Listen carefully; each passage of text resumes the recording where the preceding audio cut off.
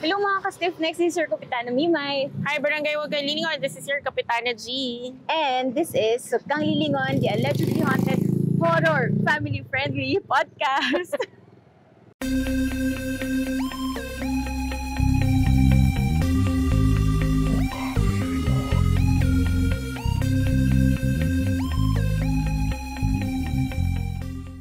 So, ayan, hello. Andito naman tayo on location sa ating pang-third na ba natin to? Third episode Sinunod-sunod for this nila. Halloween season. Yes. So, saan ba tayo lumipad ngayon? Tayo ay nasa Santa Rita, Pampanga. Ayan, nasa norte tayo ngayon. At ito naman, nasa likuran namin ay walang iba kundi ang tinatawag nila na Guanzon Ancestral House or mas kilala as Villa Epifania. Yan So, siya. ayan siya. Admire the beauty of. Yan, papakita tayo later ng clip. Medyo kuha natin siya ng ano. Kasi nasa labas tayo ngayon kasi actually gusto sana namin na magpaalam na makapasok sa loob. Unfortunately, wala yung may-ari kaya hindi tayo makapasok sa. So, speaking of Villa Epifania, so baka meron sa inyo na nung nakita nyo is parang familiar ata tong bahay na to. Saan ko ba ito nakita? So actually, hindi naman kayo nag-delusion or ano. Kasi actually, very known siya to be, nagiging shooting location for some movies. Notably, yung Tinimbang Ka, Ngunit Kulang, ni Lino Brocka. At syempre, ang ating family-friendly award-winning movie na Tanging Yaman noong 1990. So ayan, yan yun. Oo. Kung malala niyo yung poster ng Tanging Yaman, kita niyo yung facade niya, nandun yun in close-up detail. Yes. So, feeling ko may mga manonood dito ulit. Magre-rewatch ng Tanging Yaman para doon.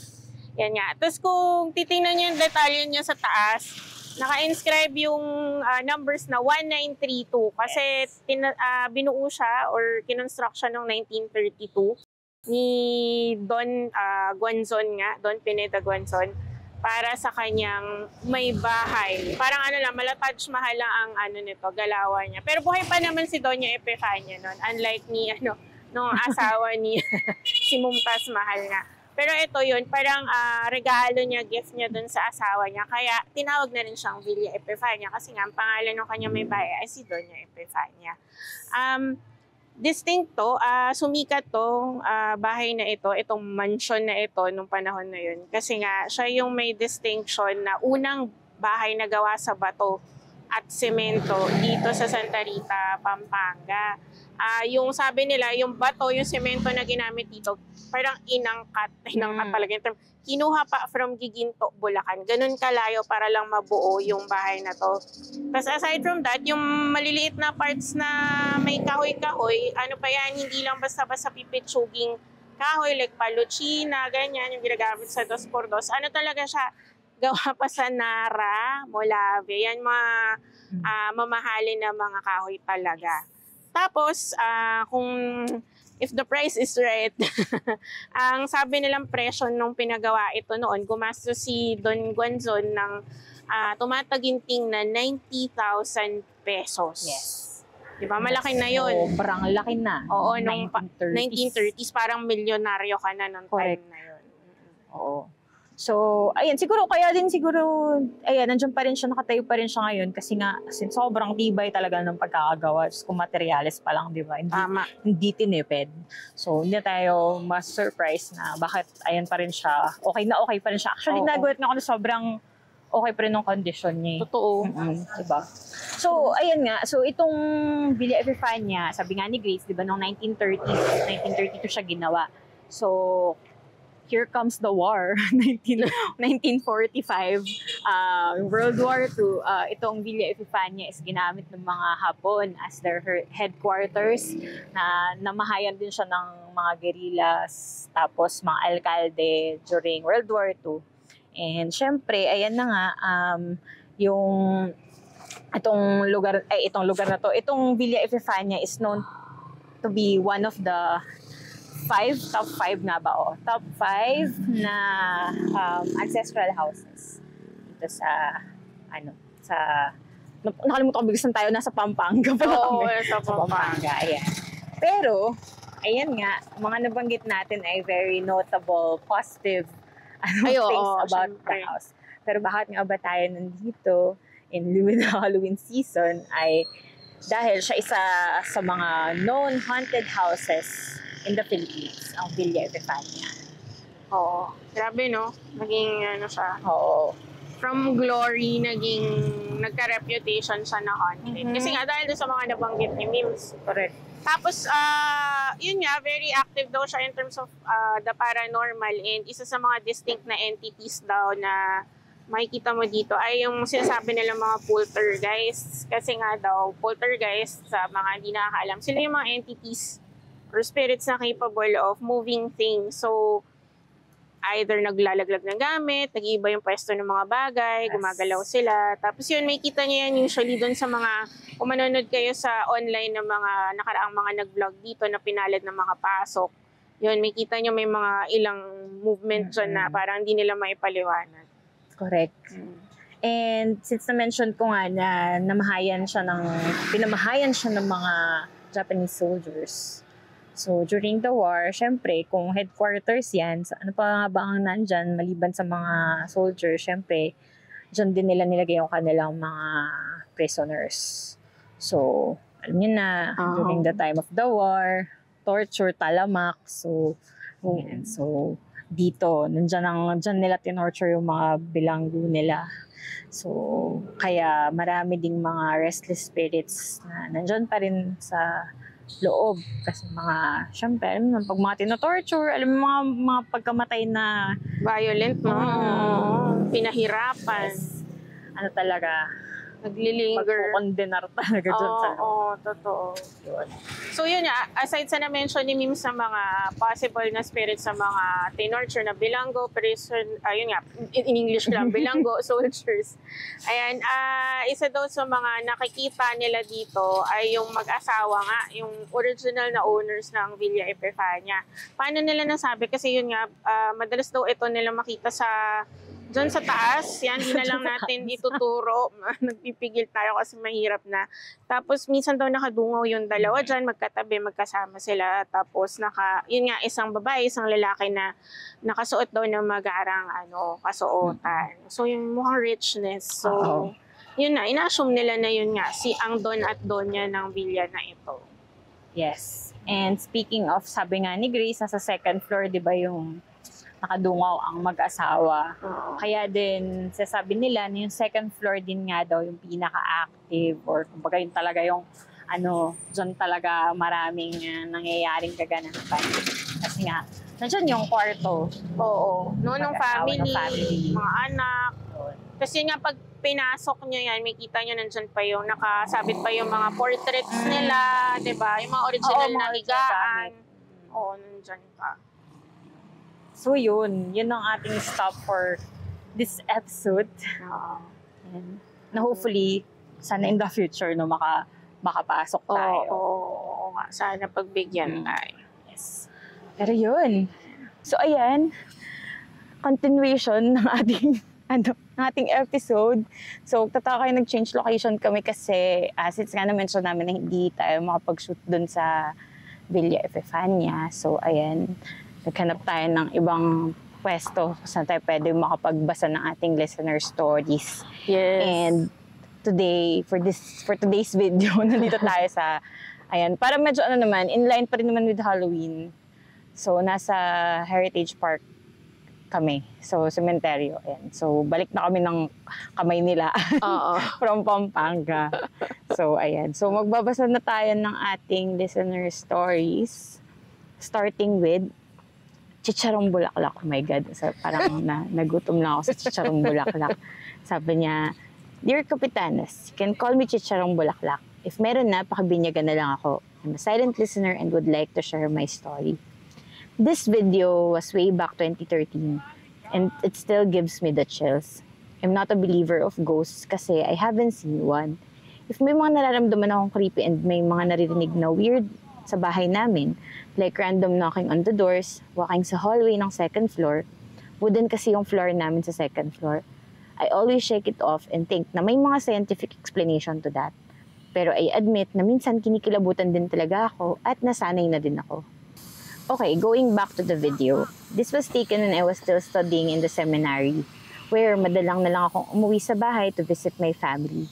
Me and my brother used to sleep in this room together since we were kids. And since bata pa ang brother ko that time, takot din siya matulog mag-isa sa kwarto na yun. Navacate ang kwarto na ito ng matagal na panahon. At doon na din natutulog yung kapatid ko sa kwarto ng parents ko sa first floor. Tuwing umuwi na lang ako from seminary, nagkakaroon ng tao sa kwarto na to. Pero every time na umuwi ako at doon natutulog, nagigising ako ng madaling araw, between 2 to 3 a.m. at pawis na pawis ako. Then I realized na hindi nakatapat sa akin ng electric fan. This happened consistently for quite some time. One night, late na ako inantok and I think it's around 1 a.m. I decided na umakyat na at magpahinga. Naisip ko na baka mangyari ulit, so I left the lights on and held my phone na nakatapat ang camera sa electric fan. Ako yung tipong masandal tulog, and my friends can testify to that. When I was about to doze off, I felt na nawalan na ako ng hangin at naiinitan ako. You can see in 1:15 timestamp, the electric fan moved on its own and tumapat near the cabinet. After I realized that, umusad nga siya ng mag-isa, I immediately went downstairs at doon ako natulog sa room ng parents ko. It took a while when we had the courage to sleep there again, and paglabas ko ng seminary, till a few years in college, it never happened. To add to the creepiness, this is an ancestral house na pinamana ng grandparents ko sa tatay ko. So this is a really old house which possesses numerous ghost stories from my uncles, aunts, and older cousins. Until now, I'm still thinking na baka sira lang ang electric fan, but I still have questions. Bakit hindi siya umiikot at tumatapat ulit sa akin? Or tumutunog ang gears tulad ng mga sirang electric fan? Well, kayo nang bahala. Sana kanilabutan kayo kahit paano. Maraming salamat and more power to you guys. I'm a fan and kayo ang nabibigay ng kilabot at katatawanan sa mga tahimik kong oras. Cheers! Ayan, galing kay Chicharong Bulaklak. Ayun nga, may sinan siya sa atin na video. Oo. Na allegedly gumalaw daw yung fan? Nung 1:15 timestamp.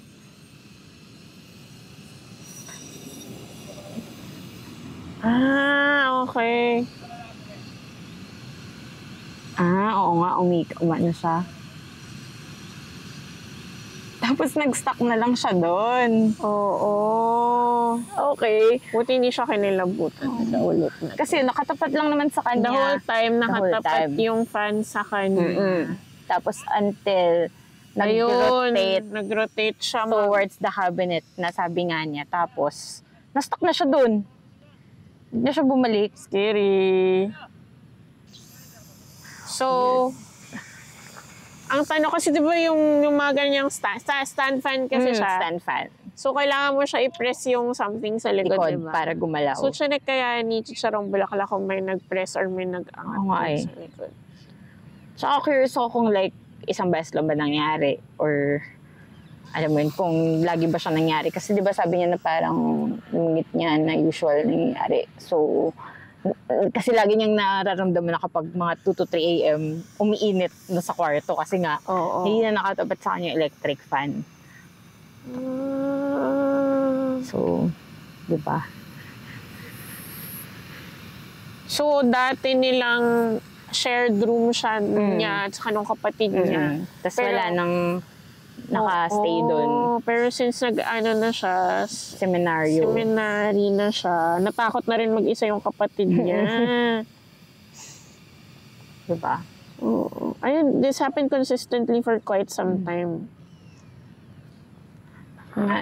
Naisip niya nga kaya i-check yung fan mismo. Oo. At saka kung lagi bang ganon yung movement, like, since nga nakatapat sa kanya, di ba, lagi? Since nga steady. So, lagi bang pag ganun papunta lagi sa cabinet? Or may instance ba na talagang umiikot siya ng paibang naman direction? Kasi baka meron talaga siyang ganong... May malfunction na siya, may sira talaga electric fan na ganon. Na, let's say, every 30 minutes siyang nagaganon or after ilang oras. Kasi baka di niya naman napapansin sa ibang time of the day since nga di man siya nandun nakaabang. So, pwede niya siguro i-timer. Tapos tingnan niya kung consistently, like yung sabi mo, kunyari, every 10 minutes, bigla siyang gaganon. Or kung sa Java talagang tuwing ganong oras lang siya gumagalaw. Creepy, no? Kasi kung ganon, as in yun, medyo Oo. Medyo questionable na yun pag ganon lang talaga. Diba? Pwede niya i-troubleshoot yan eh. Like, or kunyari, alisin niya sa kwarto, kunyari, dali niya sa sala, tapos i-plug niya, i-on niya, tapos tingnan niya if may same thing na mangyayari na steady for some time, tapos biglang gagalaw siya. Kasi baka naman, tsaka, curious din ako, since nga, di ba yung nakwento niya lang is nung time na binidyohan niya to, na biglang nagumalaw, umalis na siya, natulog na siya sa baba. Kung nung mga ibang araw ba, like, never ba niyang na-feel na bumalik ulit sa dati? Kasi baka naman yun nga, baka may delay lang yung return nung electric fan. Pwede.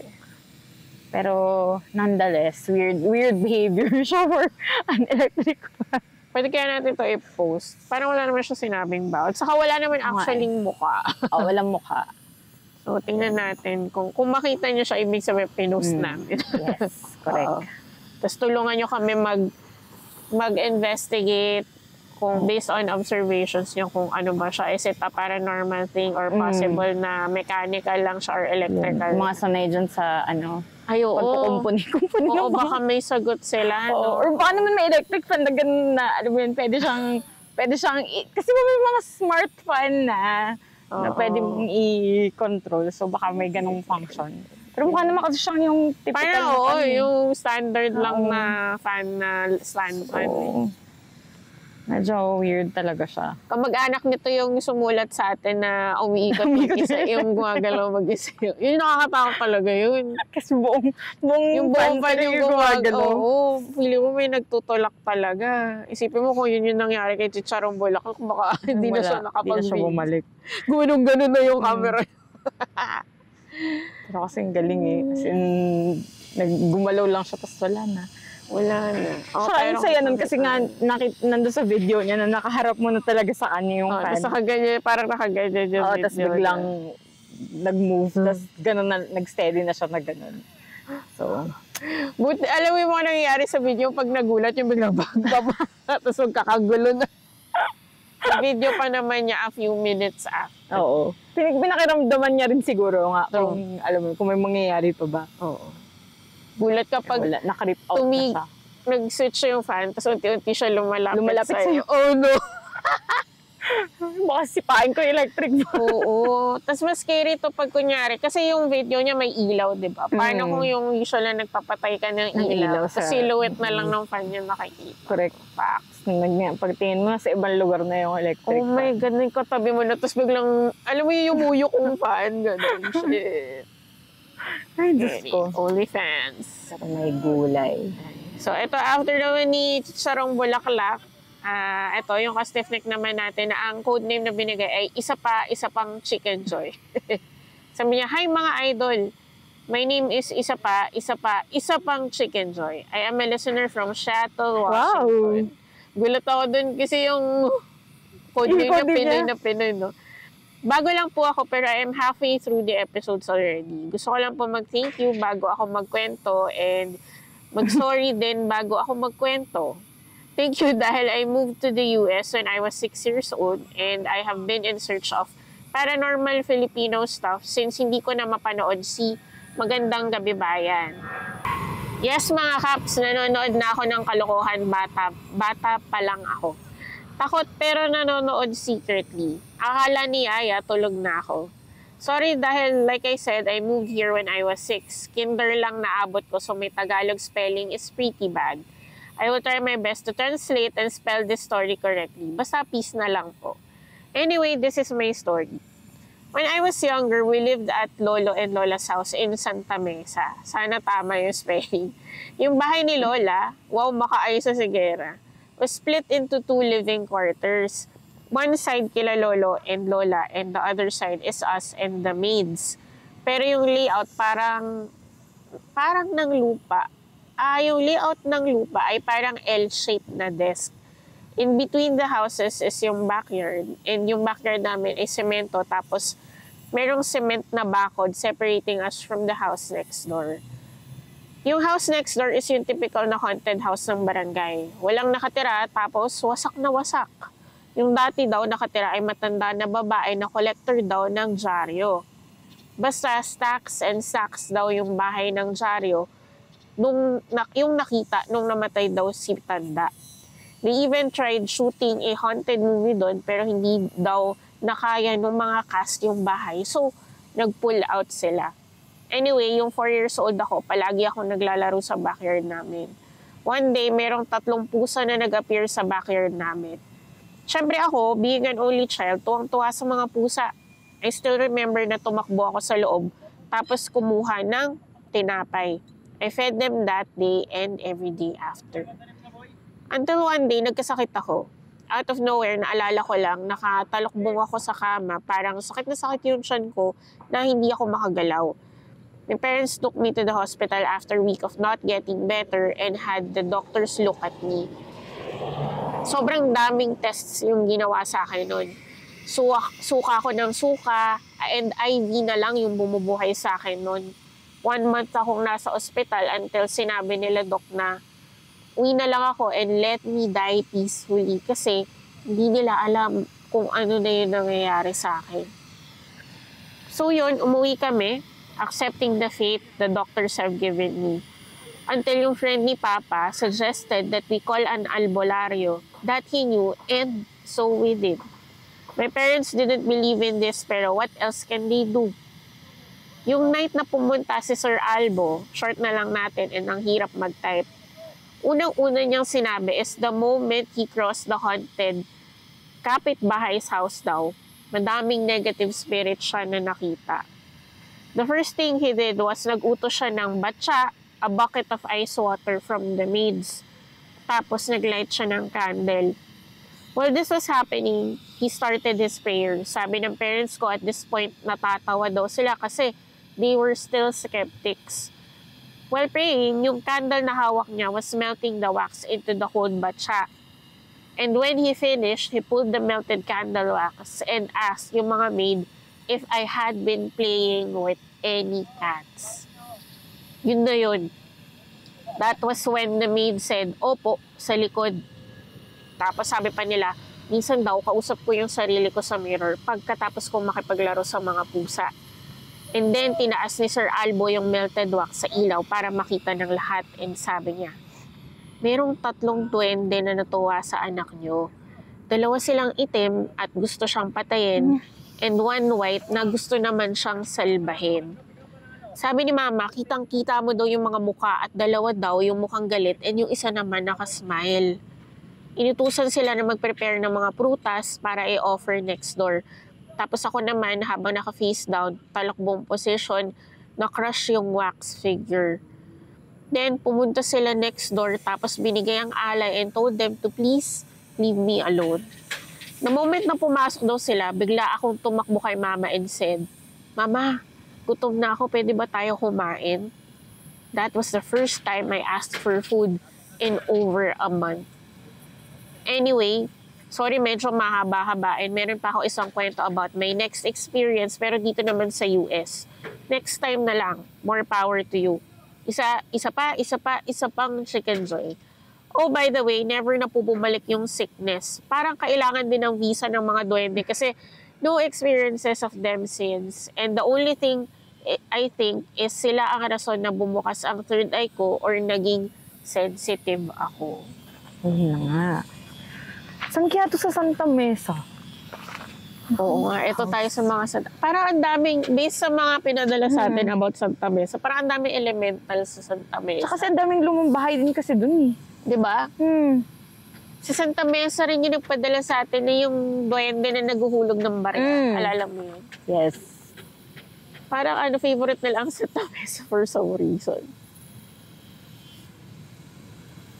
Grabe na, parang ultimatum na yun, na hinahayaan na lang daw siyang mamatay. Actually, naano nga ako doon, na parang talaga, nag-ano yung mga doctors na, ano na lang, hayaan na lang. So, parang, sige, ano na lang. Wala bang nirecord na any other parang walang specialist, no? Oo. Medyo nakakaano yun. Parang hindi ba sila nag-suggest na baka gusto nyo ipatingin sa ibang ano? Oo. Anong year kaya to? Kasi parang, parang give upan na lang siya. Parang, Why? Ang swerte ni isa pang Chicken Joy kasi yung nakabati sa kanya for some reason, may nahalong isang puting duwende. Correct. At saka buti madali sila napakiusapan. Oo, nag-alay Kasi like, ng prutas. Kahit sabi mo na mag-aalay sila, kung hindi naman sila satisfied dun sa alay. Totoo, hindi tinanggap. Oo, di ba? Baka lumala yung condition niya. Pero grabe naman yun.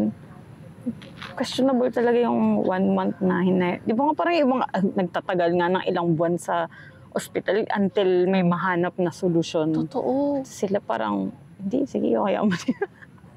Bakit? Hindi lang ba nakwento sa atin ni isa pang Chicken Joy na nag-consult kaya sila sa ibang hospitals, gano'n. Nga eh. Or like, pwede ba yun? Curious ako tuloy kung pwede ba yung gano'n na or hindi ba yung family yung magde-decide na kasi kunwari kung ako yung parents tapos i-insist ko na hindi natin siya tanggalin dito sa ospital until makahanap tayo ng solution. Oo eh. Sabi niya IV na lang yung bumubuhay sa kanya eh. Diba? So weird. Pero buti na lang may kakilala to the rescue. Si Mr. Albo. Albo Dumbledore, charot. Hindi, buti na lang. Buti na lang talaga. Tsaka kahit skeptics yung parents niya, kumbaga pa rin sila. Nagbigay pa rin sila ng chance na why not? Kasi kung kung isang buwan ka na tapos parang any suggestion siguro na kung reasonable naman, alam mo yun, parang sige try na lang din natin. Push na lang, no? Wala naman ng My gosh. Oh. Hintayin natin yung isa pang kwentong US-based naman ni correct. Ni isa pang Chicken Joy. Yan, salamat sa pagpapadala ng story mo, Yes. Chicken All the way Joy. from Washington. Seattle. Yes. Oo. May gulay. Pero Santa Mesa, hotspot. Lifesavers din minsan yung mga manggagamot din. Kaya hindi mo talaga madi-discount kasi ang dami ding kwento na ganun na umukay talaga eh. Na kahit na sobrang, alam mo yun, ubus na yung options nila, scientifically wise, doctor, pero biglang, yun nga, sa kanya, as in, pagkatapos na alay sila, biglang, okay na. Oo. Like, kung gusto mo ng results, eto na yun. Kita mo naman. So, parang yun nga, ang hirap din maging 100% skeptic na, hindi, tsamba lang yan or something. Pero yun nga, syempre, to rin talaga, unahin pa rin talaga na magpatingin sa totoo na professional. Yun pa rin ang logical na move talaga. Pero yun na nga, siguro lang din, swerte na lang din sila na yun ka, yung albularyo na nila is legit naman. Ay, oo.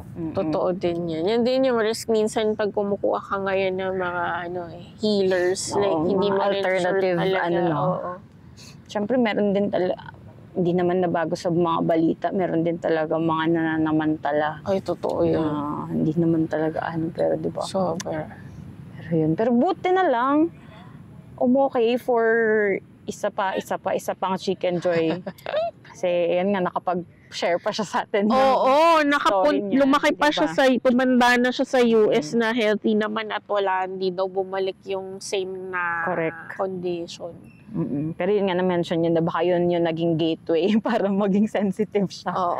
Na, Parang kung ako ay gladly accept na ma-open yung ganong kaysa mamatay ako. Totoo din naman. Correct. Ay, pero yun, salamat kay isa pang Chicken Joy. Yes. Napaisip nga ako tuloy, meron na bang sa kanila? Meron na kayang, meron na siguro ng Jollibee sa kanila kaya. Ay, baka naman for sure sa shuttle meron na yan. Diba? Oo. Ayan. So ito, ang next ko na babasahin ay galing kay Spicy Crunchy Garlic Bits. Oh my God. Wow. Sarap sa ginis ng Sabi niya, oh my God mga Kaps, nabasa niyo na yung story ko. Hindi ko akalain na this year niyo siyang mababasa. I'm so happy. Nagpapasyente ako nung narinig ko ang codename ko na Spicy Crunchy Garlic Bits. Dentist nga po pala ako. Uy. And yes, podcast niyo ang pinapakinggan ko habang nagpapasyal. Oh my God! Kawawa naman yung pasyente. Mag-a-apply din ako as dentist ng barangay.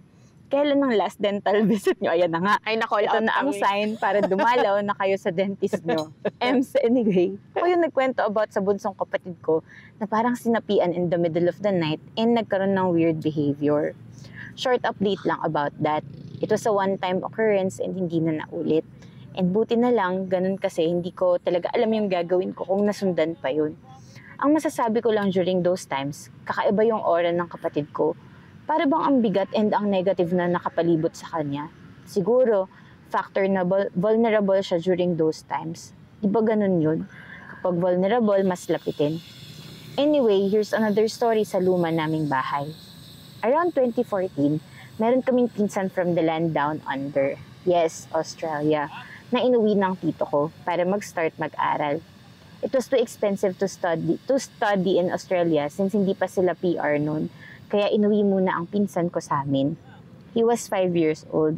And at the time, meron din kaming yaya. And kapag lahat kami ay nasa school, since preschool lang ang pinsan ko, laging maaga yung uwian. So, sila ni yaya ang magkasama. Doon sa kwarto namin, merong isang corner na puro tambak lang na pillow, sheets, and kumot. Yung pinsan kong si Maggie, laging takot na takot sa corner na yun. Meron dong nakatingin sa kanya. Inaaya daw siyang makipaglaro. Since bata siya, hindi namin siya pinakinggan and pinaniwalaan, and we just shrugged it off. Thinking baka nag-iimbento lang siya ng kwento. Fast forward to this incident, ang nasa bahay lang again is si Yaya and si Maggie. Ang kwento ni Yaya, sinabihan niya si Maggie na umupo lang sa may sala habang siya ay maliligo. Masunurin naman yung pinsan ko. Hanggang sa kumatok siya sa pinto ng CR. Yaya, nandyan na sila. Ang akala naman ng yaya ko is isa sa aming magkakapatid o di kaya sila mama or papa ay nakauwi na. So sagot ni Yaya, okay, saglit lang. After ilang seconds, kinakalabog na ni Maggie yung pinto. Yaya, andyan na sila, kukunin na nila ako. Ay na. Takot na takot yung pinsan ko. Nakita ko din to personally kasi from my point of view, nakakauwi lang, bigla siyang tumakbo sa CR at kinatok si Yaya sa banyo. Nung nagpapanik na siya sa takot, nag-crouch down siya sa harap ng pinto ng CR. Nilapitan ko si Maggie and hinawakan ko sa balikat niya. And that was the first time I saw someone so scared. Di naman ako pangit nakakaps, pero grabe, first time akong matitigan ng ganun. Pero obviously, kaya ganun yung reaction niya kasi meron dong humahabol sa kanya. Kaya pagkakita niya sa akin, agad siyang tumayo and napayakap na lang. Sabi niya, andyan na sila, kukunin nila ako. Tas ang nasabi ko lang, sino? Saan? Wala naman, Maggie, tayo lang andito. Oh. After all that, saka lang natapos ang yaya ko maligo. Gulong-gulo sa pangyayari. Bakit daw siya kinakalabog? Puro sabon pa yung katawan niya. Kaya hindi siya agad nakalabas. Again, we just shrugged it off. Pero looking back, ang intense nung hinabol siya. Poor baby cousin, imagine, he was only 5 and may ganun na siyang experience. Siguro kaya ganun na lang din yung naging reaction namin para hindi na makatrigger ng more takot sa bahay. Last kwento na sa bahay na to, way back in 2000 naman. Kwento ito ng mama ko. Nasa kwarto si mama one afternoon and meron siyang kausap sa landline. For the kids, Gen Zs and younger, landline is a phone na may cord. So pag meron kang katilibabad, dun ka lang malapit sa phone. While she was in a deep conversation with someone on the phone, nakita daw niya ako sa terrace namin na walang kasamang adult. So back in 2000, 5 years old pa lang ako noon. Tinatawag ko daw siya na, Mama, papasukin niyo ako. Bakit niyo nilak yung pinto? Andito ako. At dahil busy si Mama, tinawag niya si Yaya. Yes, same Yaya from the other kwento. At sinabihan na, puntahan ako sa terrace at papasukin ako. Agad namang pumunta si Yaya sa terrace. Pagtingin niya sa terrace, bigla niyang natandaan. Ma'am, nasa school si Spicy Crunchy Garlic Bits. Wala siya dito. Oh my God. Doppelganger ko pala ang nakita ni Mama. Oh my God. Nakakakilabot kasi rinig na rinig ni Mama yung boses ko nun and kitang-kita niya din ako through the screen door. Kakaiba ang mga entity sa luma naming bahay. Masyadong playful. Dito ko na muna tatapusin ang kwento ko at napahaba na nga. Yan ang mga pinaka-memorable scare experiences sa bahay namin yun. Pero hindi nagtatapos doon. Lumipat na kami sa Maypaco, Manila noong 2018 and meron pa rin kaming mga nararamdaman. Napaisip tuloy ako, yung bahay ba yung haunted? O kami? Hanggang sa muli, spicy, crunchy garlic bits. Set! Ayun na nga. Diyos mo. Malala yung bahay nila. Grabe naman yun. Saka parang mga bata yung target, no? Oo, mga bata. Bata ang ano nila. Ako, yung pinsan niya. Diyos ko, ramdam mo yung takot ng bata. Totoo, for someone na 5 years old, talagang, alam mo, kung panic levels, alam mo talagang may something. Kasi sila naman usually, kaya nilang, alam mo, mag-ignore ng ano. Pero kung ganong levels hindi na... mo yun mapapaarte ng ganon lang. Oo. Like, hello. Unless, kahit siguro theater kid. At 5. Oo, di ba? Tapos yun naman. Ito si Yaya na witness sa lahat ng mga nangyayari. Di ayun wala ka malay malay. Oo, lagi siya. Naliligo. Yung isa naman napag-utusan lang. Tapos na-realize niya nga na wala naman dapat sa... Oo. Pero grabe yung doppelganger na yun. Kasi kung may ganun na as in, nagsalita pa, tsaka nag-ano pa na papasukin siya sa loob. Parang, Oo. Tsaka talagang conversational yung dating. Oo. Kasi may sinabi siyang buong message dun sa mama. At saka kung kinalabog niya yung pintuan din, parang, di ba, parang may action talaga May na action, ano. totoo, nakakapagsalita. Medyo powerful ang doppelganger na ito. Correct. Na, hindi lang doppelganger yun na ano. Ano kayang kung in-entertain talaga pinagbuksan and all. Good luck. Ano kaya nangyari kay mama ni spicy crunchy garlic bits? Buti na lang si Yaya na-realize agad. Si Yaya talaga, buti nga yan key player talaga si Yaya. So talaga ang ano dun. Oo. Like, swerte siya na hindi niya na-witness, pero siya yung tipong will knock some sense into it na, ma'am, hindi si yan. Gulay. Na-figure out kaya nila eventually kung ano exactly yung gumagambala sa kanila dun sa bahay, or parang tiniis na lang nila hanggang, di ba? Kasi sabi nga niya, di ba nga yung curious siya na kung either sila ba yung haunted or yung bahay. Kasi True. nung lumipat sila, meron pa rin silang nararamdaman. Di ba nilalamok Na kami. Pero oo. Pero my gosh. Mukhang piling ko hindi. Kasi kung na-ano na nila yun, sa malamang-lamang, like, di ba, parang alam na nila na kung sakaling, kung ganito man yung sa dating bahay, tapos nasundan tayo sa bago, parang wala, tayo, nakadikit na sa atin yung Totoo. So actually, malalaman natin yan pag kwento ni Spicy Crunchy Garlic Bits. Kung similar yung style, quote-unquote style ng panggagambala sa kanila, kunyari doppelganger moves din ba to? Like mga bata pa rin ba ang pinupunterya? Or correct. Something. May attachment issues na possible dun nagaling sa bahay nila. Grabe, no? Nakakaloka talaga sa pinsan niya. Kawawa naman pinsan Kawawa niya. si Maggie. Curious ako kung like naalala niya kaya yung incident na yun. Like since kung malaki na si malamang malaki na si Maggie. Oo, pag tinanong mo siya na parang, uy, ano ba yung nakita mo exactly, no? Oo nga, actually. Yun lang. Diyos ko. Oo nga, kung may comms pa kayo ni Maggie, baka pwede mong, kung hindi naman sensitive topic kay Maggie, no? Kasi baka traumatized din siya. Pero kung something na feeling mo pwede mo i-bring up, tanong mo kung naalala niya. At saka kung naulit pa ba? Kasi like kung syempre after nun, alam mo yun, parang kung naulit pa yun, good luck naman paano makakatulog na maayos yung bata. Totoo, paano siya na. At saka yung isa pang minor detail na sobrang laki ng impact sa akin, yung sabi niya, andito na sila. So marami, hindi siya tipong, andito na siya, ito talaga sila. Parang, ano itsura ng mga to? Grabe naman, nung una gusto lang makipaglaro, tapos biglang habol na siya. Totoo. Ay, naku. Anyway, ito, basahin ko na ang ating last story for this series of listener stories. Dahil pinapapak na kami na lang. Ito ay galing kay Honeydew Melona. Ayan, sabi niya, aloha mga kapitanas. It's me again, Honeydew Melona. Hi, sa wakas nakapag-break din sa work after 8 months. Chos, ang tagal. Narinig ko yung binasa nyo, yung story ko, and OMG, para akong panga sa work, hindi makafocus dahil kinikilig. I know nakulangan kayo sa story ko last time, and I swear, marami po akong stories na I don't think I can share with just one email. So I'll be sending a few, and hopefully I can tell my stories in a way na it would make sense. So ito na nga. When I was young, I remembered na yung dad ko was in his drinking and getting wasted phase.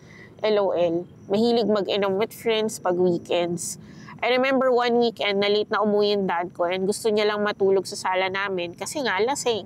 So my mom decided na samahan na din siya sa sala dahil ayaw niyang sumuka yung dad ko at magkalat. I was 8 and my sister before me was around 12. Kami ng sister ko decided na magstay up with my mom kasi ayaw namin na yung mom ko lang yung mag-isa nagising pero she insisted na matulog na kami. So we slept in my parents' bedroom since katabi lang ito sa sala. I remember slowly waking up to my sister pinching me. Half asleep pa ako noon. Gusto kong bumalik sa pagtulog pero nag-i-insist yung sister ko and kinukurot niya yung braso ko. Napaka-annoying. So I turned my head towards her para makita kung ano yung trip niya, but she was crying quietly. Since half asleep pa nga ako noon, tinatry kong idilat yung mata ko and what I saw still gives me chills to this day. Yung left arm ng sister ko is naka-raise sa air. And the thing that's lifting her arm up was a very long tongue. Di ako makagalaw. May aswang or something or whatever entity it was that was hovering sa ibabaw namin. Yung hair is very makapal and frizzy. Yung nose niya crooked and yung dila niya is red and grayish. My sister and I just laid there frozen for a couple of seconds and were in shock. It seemed like forever pero only a few seconds have passed and then nakapag-react na din ako. I finally screamed and pinul ko yung dila away from my sister's arm and nahawakan ko yung feathers or whatever it was. It felt like ratan. Nagsigawan kami hanggang nahulog kami sa floor and gumapang papunta sa corner ng pinto. Para siyang dementor na nakahover lang sa ibabaw. But its shadow was so big na yung kisame namin is black lahat. Nagsigawan kami hanggang sa nakapasok sa room yung parents namin at turn on yung ilaw. For a split second, I saw that huge shadow na nag-retreat towards the window as soon as my dad turned the lights on. Napaka-traumatic nung gabi na yon. Di kami nakatulog ulit ng sister ko and di na kami pumasok sa room na yon until a few months later. A few days after the incident, nalaman namin na buntis pala yung asawa ng neighbor namin. Growing up in that house was interesting and there was never a dull moment. Lahat kami alam na may something sa bahay but we learned to live with them and it was very normal for supernatural things to happen. Yung dad ko thinks there might be another spirit family living there and I think totoo siya. Friendly naman sila and hindi nagkakos ng trouble. Minsan nga binibigyan kami ng blessings. I remember may one instance na ang dad ko umiyak kasi nga walang-wala kami. Worried yung dad ko ano yung provide niya sa amin kasi yung time na yun, walang kita yung catering business namin. And sabi ng dad ko, sana naman may blessing tayong matanggap today. Ilang oras yung nakalipas, may kumatok sa bahay and binuksan ng dad ko yung pinto and it was food mga kapitanas. May 2 lechon manok sa labas ng bahay namin and napaiyak ulit yung papa ko. Grabe yung pasalamat niya kasi nadinig yung prayers niya. Di namin alam kung saan galing but we were very thankful. Isa lang yung example of many. Another story is yung brother ko na palaging nakakita ng white lady sa bahay namin. One night, umuwi siya galing sa gig and kasama niya yung cousin namin. Maulan nun kasi bagyo season and di pa uso yung Uber, lakad lang. Yung gate namin is malayo-layo sa bahay so kailangan pa nilang maglakad ng kaunti. And so habang naglalakad sila papunta sa bahay, may nakita silang babae daw. And palabas, so dahan-dahan sila ng lakad kasi di nila kilala kung sino yung bumisita. Dahilan sa late na tapos umuulan pa. Nung malapit na silang magtagpo, kinilabutan yung both kuya and cousin ko kasi nakalutang yung babae. Di nila alam kung tatakbo or iiyak, so they froze. Dahan-dahang lumutang yung white lady sa gitna nila. Lumamig daw yung paligid, sabi ng kuya ko, and both of them looked at the ground as she was floating next to them. Pagkalipas ng ilang segundo, kumaripas sila ng takbo and sa bahay na din nagpalipas ng gabi yung cousin ko. That white lady is known na nagtatambay sa veranda namin. May kasama itong batang lalaki lagi na my grandpa thinks is his late younger brother na namatay nung baby pa siya. Yung neighbors namin lahat na papakitaan kaya binansagan yung bahay namin na haunted house sa aming barangay. Believe it or not, I've had the most amazing and peaceful childhood memory sa bahay na yon. Lahat kami felt the same way. Hindi kami umaalis ng bahay at all, especially sa weekends kasi masaya kami na tumatambay lang sa bahay. Either nagbabasa ako ng book sa malaking window namin next to the mango tree, while yung sisters ko nag-harvest ng mga mangga and yung brother ko naman palaging nagigitara lang sa kwarto niya, while yung ate ko naman nagtatahi. I'm feeling very nostalgic kasi parang yung mga entity sa bahay is part of our family na din. Since di kami umaalis ng bahay, nag-i-invite na lang kami ng friends to hang out with and pag may naglalakad sa taas, kahit walang tao, or if yung door nagsaslam lang, di na kami nababother kasi sanay na. Pero malas yung friends namin. Eventually, nasanay din sila. Anyway, napahaba na yung story. Dito na lang muna mga kapitanas. I will be writing more stories about my other sisters' encounters and I'll be sending it more often now that I have more free time with my new corporate chum. Char. Corporate girly yon. Anyways, thanks for everything that you do and I really appreciate both of you. P.S. Same town lang kami ni Bretman and alam ko saan yung bahay niya. LOL. Wish you all the best. Honeydew or Honeydew Melona. Yan, shoutout po naman kami kay Brett. Bretman, correct. Yan, ang dilim ko na nga. Totoo. Yan. Buti may ilaw pa tayo eh. Oo, pinapapak na kami ng, chinichicharon na kami ng mga lamok. Pero ayan, bumawi si Honeydew Melona kasi sabi niya feeling niya, medyo nakulangan tayo dun sa una niyang kwento. So ngayon, sana nakikita pa nila yung mukha natin, no? Oo, kasi alam eh. niyo, naririnig niyo naman kami, di ba? Oo. So, okay na yan. Tinodo niya. Ganyan. Pero ang, alam mo yung, na-feel ko sa niya, na parang sobrang chill lang nung mga kasama nila dun sa bahay nila. Kasi, yun nga, sabi niya na sobrang okay yung childhood niya dun. Oo. Tapos yun nga, doon na-consider ako dun sa nagbigay sa kanila ng pagkain. Tapos hindi nila alam kung saan galing, exactly. kanila galing. Oo, ano ba yun? Pumapasok yung langos. Lamok. Oo, lamok pala. Oo. Yun. Actually, no, like hindi nila maalala. Pero siguro sobrang, alam mo yung feeling na basta kung ano yung dumating, yung sobrang said na said ka na. Mukha naman yung situation nila nung time na yun, parang yun nga, parang sobrang needed. Oo, totoo. Kaya nga din yung papa niya parang sobrang grateful na may biglang ganun na dumating. Pero girl, super highlight yung whatever entity yun, kung aswang man yun or what. Yun talaga. Medyo... Tapos nahawakan niya pa eh. So, alam mo yun, like hindi mo lang masasabi na parang, ay baka namalikmata lang sila or baka nightmare lang yun or whatever. Kasi alam niya, as in, niya pa nga doon na parang ratan yung feeling. Ang scary nung parang ratan. Tsaka, dalawa sila nung kapatid niya. Shared experience siya. So, hindi pwede sabi, uy, malikmata mo lang, alimpungatan ka lang or something. Ang Pero scary, bakit naman yung kapatid niya yung inano? Kung may buntis kung pala buntis, yung no? kapitbahay nila. Alam mo yung parang inabutan ka ng gutom. So, kung ano yung available. Pwede na yan. Kung ano yung available, yun na mo pang hindi pantawin. niya ma-access yung buntis. Oo. Kaya sa ano niya na parang pwede na to. Casualty talaga yung mga kapitbahay minsan. Panoorin niyo kayong mag-struggle sa mga Nakapatay na ako ng isa actually. Nadurog ko na siya. Feeling ko nagre-revenge na sila kasi parang yung aswang lang. Ayan, iniinom na po yung mga dugo namin ni Mims. Pero grabe yun. Paano, iniisip ko yung classification niya in terms of taxonomy. Like, aswang kaya, parang ba yun? Oo, tik-tik. Pero kasi naging shadow siya. Naging shadow siya. At saka parang wala ka ligtas kasi paano yung nakapasok talaga sa loob ng bahay? Usually, di ba pag yung mga aswang natin, as in, like, may physical form sila. Oo, like kunyari, malaking tao sila, hindi sila kakasya sa maliit na bintana.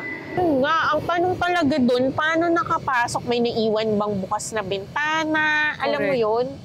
Na enough para Kasi kung ganun rin lang pala yung Ano? aswang na pwede, edi, like, ano pang point? Bakit? dami na nabiktima, no? Oo. Di ba kaya nga natin parang ayun yung limitation nila kasi yun nga, ano lang naman yung pwede nilang maging maging aso, ganun. Oo. Yun na yung best. Baka nga naging ano siya, girl, baka naging hayop siya na maliit na kaya Ay, pumasok pwede sa po. Sa langgam, ano, ganun. oh my God, kung langgam. Parang lahat pa yun, di na makakatulong.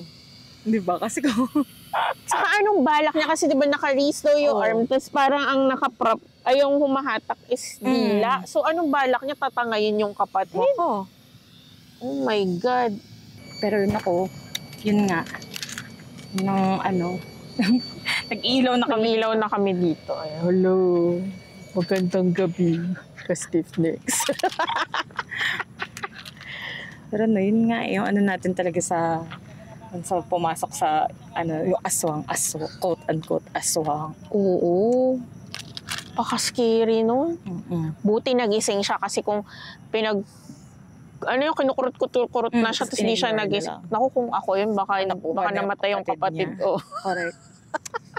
Ay, Diyos ko, no. Grabe. Mag-ilaw Scary. kami pa rin na kami papakin ng lamok. Oo. Sana narinig yung mga crickets kasi ang ganda pakinggan. Oo.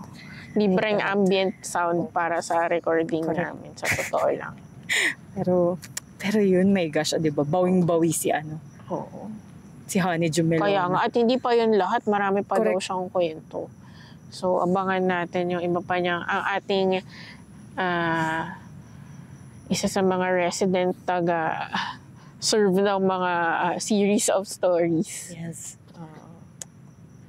So, Pero yun. Yan ang 4 na haunted house theme stories galing sa ating mga ka-stiff necks. Salamat sa kanilang 4 na nagpadala. So, kaya nga kanila mo. At sa mga patuloy na nagpapadala sa ating mga kaibigang lamok dito sa Heritage na nakikikinig din. Ayan, so... Ang ganda ng set up yung Oo, kala mo. No. Abangan nyo kasi hindi pa dito nagtatapos ang ating scary season special. Yes, Ayan, meron may pa kasunod tayong pa. Oo. next episode. Totoo. Ayan. Pero yun, salamat po sa pagsama sa amin this episode. Pagsama sa amin mula Pampanga hanggang Manila ulit. Correct. And back again. Oo. Oo, ganun. Yes. Yan. Kung kayo ay may mga kwento, reaction at kung ano pa na gusto ipadala sa amin, send nyo yan sa aming socials. We are on Facebook and Instagram at Huwag Kang Lilingon PH. And kung gusto nyo magpadala ng inyong mga listener stories na kwento, ipadala sa huwagkanglilingonph@gmail.com. Yes. Tapos kung kayo naman yung nasa Twitter, pwede nyo kami itag doon sa @huwaglilingon. Yes, natatakot na ako dito. Ako papak na ako ng lamok. Ayan, so join na rin kayo sa ating private FB group. I-search lamang ang brgy.huwagkanglilingon. Sagutan ng kompleto at wasto ang mga tanong para kayo ipapasukin ni 3D sa barangay.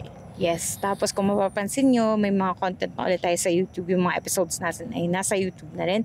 So, kung hindi pa kayo naka-follow, follow nyo kami sa @huwaglilingon. Search nyo lang or Huwag Kang Lilingon Podcast. Yan. Tapos nasa TikTok din tayo. Follow us on @huwagkanglilingonph. Yes. So, Ayan. yun. Maraming salamat ulit sa pagsama at kita-kits sa susunod na episode. Nagtakotan na sila. mas matatakot pa akong ng lamok kaysa Madengue. makita dito. Totoo. Pero yun, muli, this is your Kapitana Mima. And this is your Kapitana G. And this has been